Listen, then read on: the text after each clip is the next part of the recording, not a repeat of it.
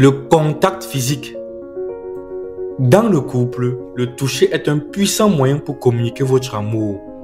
L'étreinte des mains, les baisers, les enlacements, les relations sexuelles sont autant de façons de faire ressentir à votre conjoint qu'il est aimé. Pour certaines personnes, le toucher est un langage de l'amour qu'elles comprennent le mieux.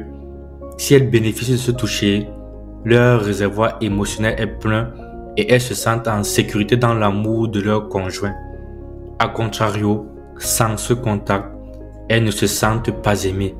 Mais avant d'entrer dans le vif du sujet de cette vidéo, je t'invite, si tu es nouveau sur cette chaîne, à t'abonner et à activer la cloche de notification pour ne rater la publication d'aucune des nouvelles vidéos sur cette chaîne où tu trouveras des contenus de qualité sur des résumés des livres, des discours inspirants, mais aussi des vidéos de motivation.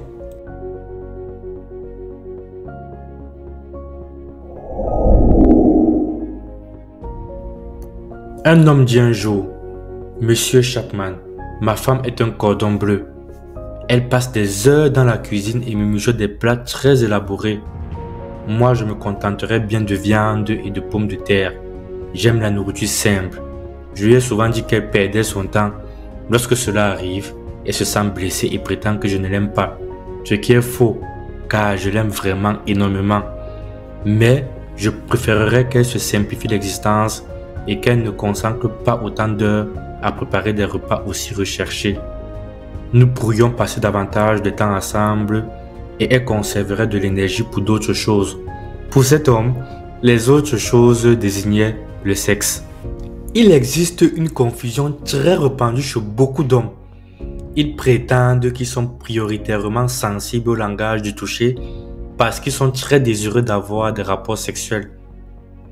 Parce que l'homme est poussé à avoir des relations sexuelles plus ou moins régulières à cause de sa constitution physique, il a tendance à croire que son premier langage d'amour est le toucher.